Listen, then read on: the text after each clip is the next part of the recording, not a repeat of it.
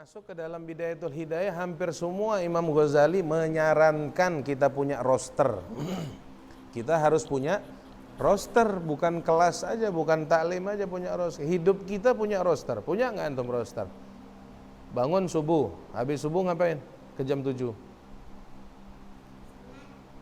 Ke jam 8 ngapain? Ke jam 9 ngapain? Ke jam 10 ngapain? Ke jam 11 ngapain? Itu roster semua harus disusun. Berarti, oh saya tidak punya roster, Beb, Ustadz, Kiai. Kenapa tidak punya roster? Berarti kan harus punya. Dari mana alasan harus punya roster? Dari amalannya Nabi Muhammad SAW. Kalau mau lihat kehidupan dunianya baik, ikutin Nabi Muhammad. Kalau mau lihat kehidupannya baik, untuk urusan dunianya ikutin juga Nabi Muhammad. Semua contohnya itu Nabi Muhammad. Ini semua amalan bersumber dari Nabi Muhammad. Semua amalan. Pakaian kita aja caranya Nabi Muhammad. Semua sumbernya Nabi Muhammad. Jadi kalau mau baik dunia, ikutin Nabi Muhammad. Mau baik akhirat, ikutin Nabi Muhammad. Gak ada yang kita bisa ikutin selain Nabi Muhammad. Artinya pelan-pelan ditambah lagi nih. Berarti ba'da subuh sudah baca Wiridul Latif di sini. Sebelum asar, sebelum maghrib baca juga lagi. Nah, udah bagus, masya Allah. Tinggal diistiqomahkan. Kapan waktu bacanya asar? Biasanya kalian baca kapan? Sebelum maghrib. Jam 6, menunggu maghrib. Siapa yang disuruh di depan? Siapa yang disuruh? Ini. Yang kemarin cita-citanya pengen jadi Kok Ustadz? Enggak lah. Ini cita-citanya pengen jadi ini. Lah, ini apa? YouTubers, ya kan? Ente yang pengen jadi YouTubers kan? Subhanallah. Nah. Ini udah pernah baca Nabi Bidayatul Hidayah sini? Udah? Belum ya? Bismillahirrahmanirrahim. Kita mengawali daripada pembacaan kitab Bidayatul Hidayah. Bidayatul Hidayah ini karangan daripada Hujjatul Islam Muhammad bin Muhammad bin Muhammad. Namanya Muhammadnya 3 kali. Nama diri beliau Muhammad, nama abahnya Muhammad, nama kakeknya Muhammad. Muhammad bin Muhammad bin Muhammad Al-Ghazali At-Tusi, nama daerahnya. Kalau sekarang orang bilang apa, Persia ke sana lah, lebih kurang. Nah, Imam Al-Ghazali, bukan Arabi. Imam Ghazali Ajami. Orang biasa sama kayak kita. Nah, bukan Arabi. Apa beliau karang? Nama kitabnya adalah Bidayatul Hidayah. Kesimpulan daripada kitab Bidayatul Hidayah ini, beliau memberikan rumus kepada kita. Rumusnya itu bersumber dari Nabi Muhammad SAW. Jadi kalau mau ukur diri baik atau tidak baik, imbangkan kehidupan dengan ini. Kalau tak mampu, waliyadzubillah, berarti kita terkondisikan tidak baik. Waliyadzubillah. Jadi Imam Ghazali kasih buku kecil ini untuk diri kita. Kalau kita mampu mengamalinya, bahwasannya insya Allah kita orang baik. Ukur diri dengan apa? Ukur diri dengan amalan. Jadi Imam Ghazali dari mana dapatnya? Dari Nabi Muhammad. Kalau kita bisa pelajari, mengamali, baca kitab ini pelan-pelan dan menerapkan di dalam kehidupan, itu berarti orang tersebut tandanya adalah arahnya bakal insya Allah menuju baik. Kenapa kitab tersebut dikasih karangan namanya Al-Bidayatul Hidayah? Jadi kalau kita lihat dari artinya adalah awal mula seseorang untuk mendapatkan hidayah. Bagaimana syarat mendapatkan hidayah? Bagaimana syarat mendapatkan ilmu? Bagaimana syarat mendapatkan uang? Bagaimana syarat mendapatkan dunia? Ada syaratnya enggak semua itu?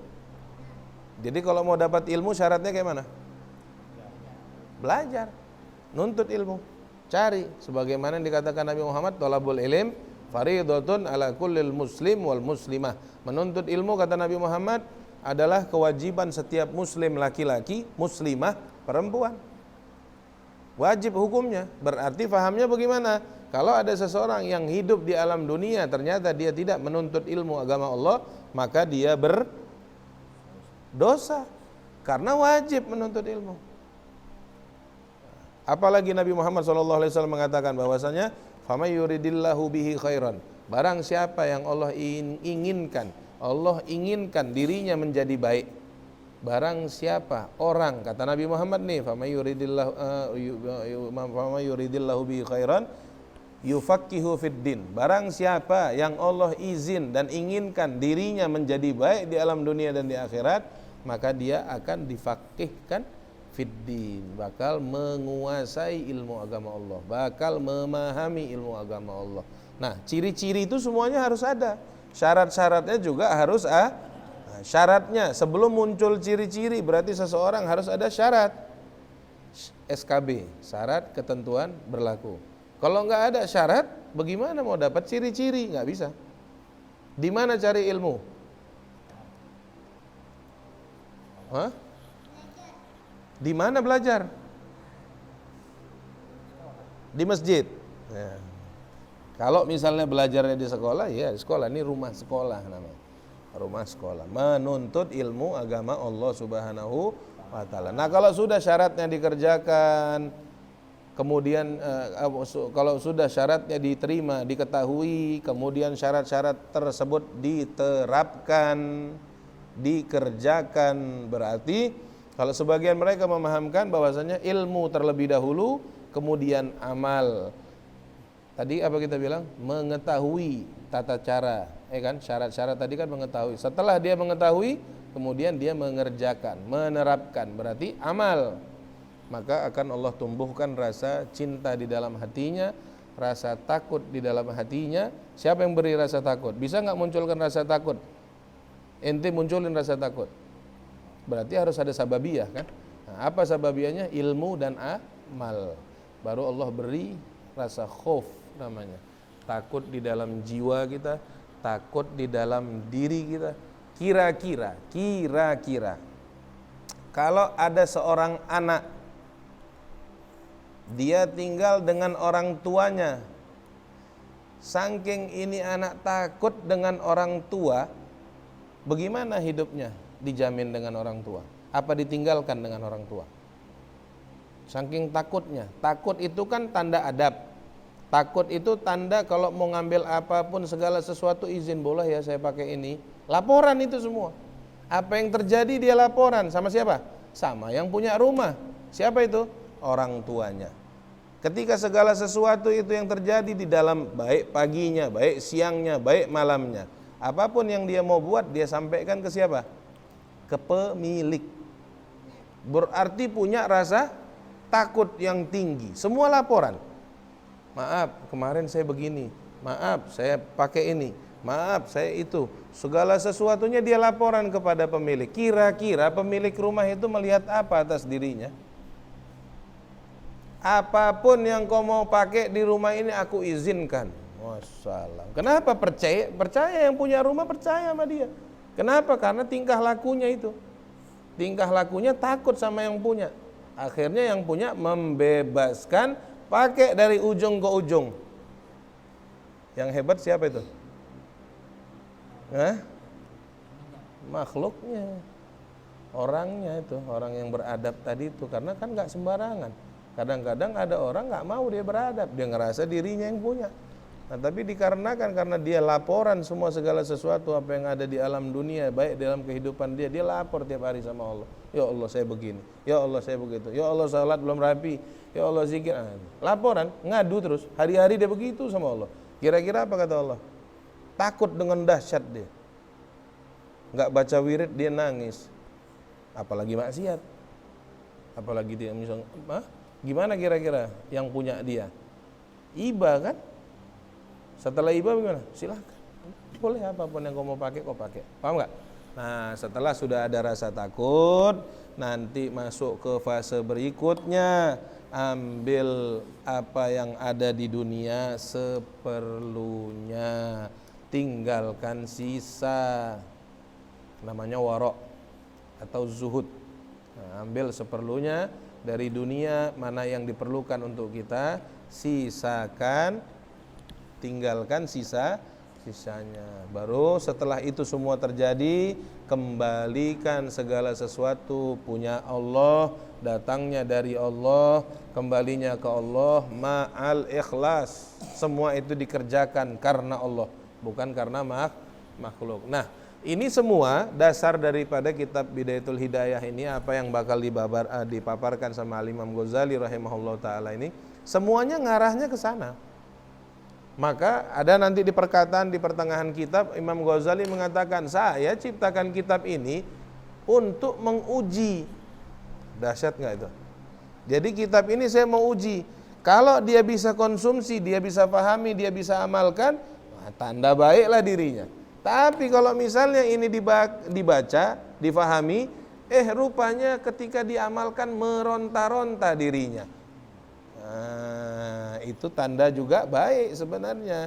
Hanya saja dasarnya masih kurang baik. Kenapa? Ketika sesuatu hal, contoh ada gelas airnya kotor, yang mau dituang airnya bersih, kotor nggak? Masih kotor. Sampai suatu saat semua menjadi bening. Meronta nggak? Meronta awalnya.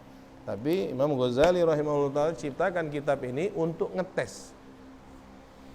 Apakah kita bisa diizinkan sama Allah Subhanahu wa taala, diizinkan melekat al-hidayah di dalam diri kita? Mahwal hidayah, sebagian ulama mengatakan hidayah itu artinya adalah khalqu qudratut ta'ah fil abad, mampunya seseorang untuk menjalankan ibadah di dalam diri.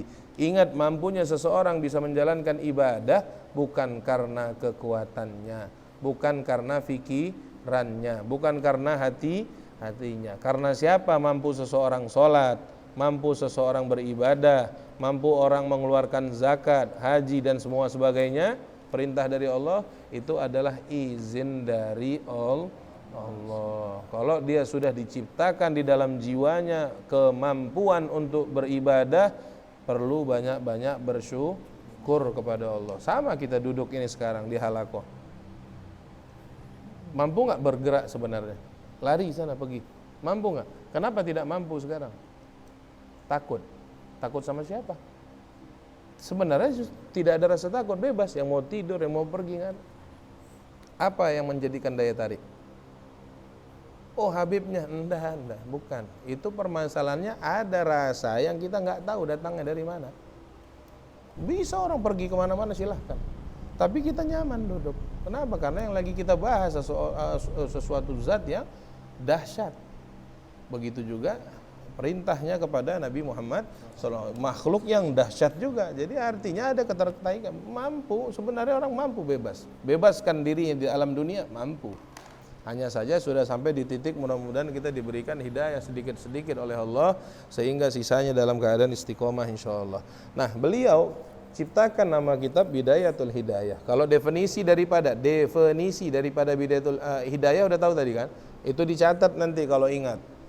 Maksud daripada hidayah, definisi, fahamnya secara bahasa Indonesia adalah diciptakan kemampuan seseorang untuk bisa beribadah kepada Allah. Kalau hidayah tersebut tak diberi sama seseorang, sama makhluk, mampu dia sholat, mampu dia puasa, mampu dia bangun malam, mampu dia berkata tadi kayak kita baca Wiridul Latif 15 menit, mampu? Nggak bakal mampu. Tapi kalau untuk urusan yang negatif 5 jam kita mampu. Betul nggak? Lihat HP 5 jam mampu nggak? Udah gelap, nggak sadar ya. Itulah dia bedanya urusan Allah dengan urusan dunia ini beda. Fata morgana. Jadi diciptakan kekuatan diri seseorang manusia untuk bisa mengerjakan ibadah, namanya adalah al-hidayah yang mana datang dari Allah Subhanahu wa taala. Kemudian beliau mengawali pengarangan kitab ini dengan Bismillahirrahmanirrahim. Kemudian beliau juga mengawali dengan kalimat hamdalah. Dua kalimat tersebut Nabi mengatakan bahwasannya segala sesuatu yang mana dia dikatakan baik tapi tak diawali dengan bismillah dan hamdalah, maka sesuatu tersebut cacat, atau makna luasnya tidak sempurna. Maka segala sesuatu amal baik yang ingin kita kerjakan ke depan, mau pakai baju kah, mau makan kah, mau bangun rumah kah, mau kerjakah, mau bercocok tanamkah, awali dia dengan Bismillahirrahmanirrahim, kemudian kalimat Alhamdulillah ditambah dengan selawat ala Nabi Muhammad SAW. Mudah-mudahan apa yang dia kerjakan semuanya menjadi barokah. Bismillah, hamdalah, salatu ala Nabi Muhammad SAW. Dan itu juga bukan gak ada sumber. Apa sumbernya? Apa contohnya? Lihat Quran. Apa awal kalimat di Quran? Apa kalimat kedua di dalam Al-Quran? Sama. Nah, jadi kalau misalnya mau baca kitab ternyata tidak ada basmalahnya, mau baca kitab atau mau baca beberapa hal atau mengawali segala sesuatu tapi dia tidak mengedepankan bismillah, curiga sama mereka. Kenapa bisa begini? Kenapa kitab ini tidak dengan basmalah? Berarti nakis, sedikit kekurangan dalam kebarokahannya. Hendaknya stop, jangan baca tuh kitab. Kenapa? Karena dia aja udah gak ingat Allah. Masa ente mau ambil isinya kepada orang yang tidak ingat dengan Allah. Waliyahzubillah. Mudah-mudahan kita jangan sampai di dalam keadaan seperti mau tidur baca bismillah, bangun tidur baca bismillah, mau kerja baca bismillah, mau jalan baca bismillah, semuanya baca bismillah. Kenapa? Amal yang kita kerjakan berarti sebelum beramal kita ingat Allah Subhanahu. Kira-kira dia bakal barokah nggak? Jelas. Orang pertama amal yang dia udah ingat Allah kok. Jelas dalam lindungan Allah Subhanahu. Wassalatu wassalam ala khairil khalqihi. Beliau meletakkan di sini perkataan setelah bismillah, hamdalah dan berselawat atas Nabi Muhammad adalah khairul khalqihi, sebaik-baik daripada penciptaan Allah. Paling terbaik penciptaan Allah itu adalah baginda Nabi Muhammad sallallahu. Siapa nama beliau? Muhammad rasulihi wa abdihi. Namanya Muhammad rasulihi, yang mana Nabi Muhammad rasulnya Allah, pesuruhnya Allah, ya kan? Dan Nabi Muhammad basyari, Nabi Muhammad adalah insani, manusia sama kayak kita. Wa abdihi, selain Nabi Muhammad adalah rasulnya dan Nabi Muhammad adalah abdihi, hambanya Allah Subhanahu wa ala alihi, beserta keluarganya Nabi. Siapa keluarga Nabi? Kalau Nabi Muhammad kan jelas tadi kan, Rasul faham kan, utusan Allah kan. Abdihi faham kan, orang yang senantiasa di dalam kehidupannya menyembah kepada Allah. Itu abd namanya. Diciptakan dia ke alam dunia, dia tahu dia diciptakan untuk menyembah. Faham? Itu namanya abd. Kita abd enggak sekarang? Kita hambanya Allah nggak sekarang? Ya insya Allah mudah-mudahan. Yang paling mahal titel di manusia adalah hamba. Kalau Allah udah ngaku kita hambanya, selesai kita. Tapi kalau hamba itu ngaku dirinya sedikit seperti yang menciptakan, ya gagal, hancur semuanya ya. Kemudian wa ala alihi, siapa keluarganya Nabi Muhammad? Siapa keluarga Nabi? Hum Bani Hashim wa Bani Muttalib. Bani Hashim wa Bani Muttalib. Itu keluarganya Nabi Muhammad sallallahu alaihi wasallam. Wa alihi wa sahbihi. Siapa sahabatnya Nabi Muhammad? Kalau ditanya sama orang siapa sahabat Nabi, bagaimana kaidahnya? Bagaimana definisinya? Sahabat Nabi Muhammad sallallahu alaihi wasallam mereka yang melihat. Kalau mampu dicatat. Kalau mampu dicatat. Kalau enggak nanti kita ulangin lagi. Sahabat Nabi Muhammad SAW mereka yang melihat atau dilihat Nabi. Melihat atau dilihat Nabi Muhammad SAW di dunia. Ini syarat semua ini. Keluar dari syarat ini berarti dia bukan sahabat Nabi. Makanya jangan salah-salah meletakkan titel lingkungan pertemanan dengan Nabi Muhammad yang terdahsyat, yang terhebat. Sahabat Nabi ini orang-orang hebat karena orangnya berada di lingkungan Nabi Muhammad. Mereka melihat dan dilihat Nabi. Melihat dan dilihat Nabi Muhammad SAW di dunia. Melihat atau melihat Nabi, iya kan? Enggak atau. Melihat dan dilihat, maksudnya atau artinya. Maksudnya mereka boleh melihat Nabi atau Nabi yang lihat mereka, gitu maksudnya tadi. Artinya itu dia. Karena fahamnya kenapa? Ini kaidah dari ulama. Oh, berarti sahabat Nabi yang hanya melihat Nabi. Jadi kalau Nabi lihat dia nggak jadi sahabat? Enggak. Terus kalau yang dikatakan sahabat itu yang dilihat Nabi. Jadi yang buta yang nggak bisa ngelihat Nabi nggak jadi Nabi. Nggak jadi sahabat? Bukan. Jadi melihat Nabi Muhammad atau dilihat Nabi Muhammad itu namanya sahabat dengan syarat di dunia, bukan selain daripada dunia, dia selain alam dunia, beriman dengan Nabi dan meninggal dalam keadaan Islam dan iman kepada Nabi Muhammad. Itu ada lanjutan, jangan putus antum. Melihat atau dilihat Nabi Muhammad di dunia, beriman kepada Nabi Muhammad dan meninggal dalam keadaan iman dan Islam. Berarti kalau misalnya ada orang di zaman Nabi Muhammad melihat atau dilihat Nabi Muhammad tapi tidak beriman dengan Nabi, sahabat Nabi, namanya sahabat Nabi?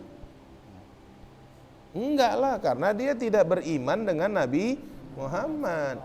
Waliyadzubillah, dia beriman dengan Nabi, tapi waliyadzubillah meninggalnya su'ul khotimah, tidak dalam keadaan iman dan Islam. Sahabat Nabi?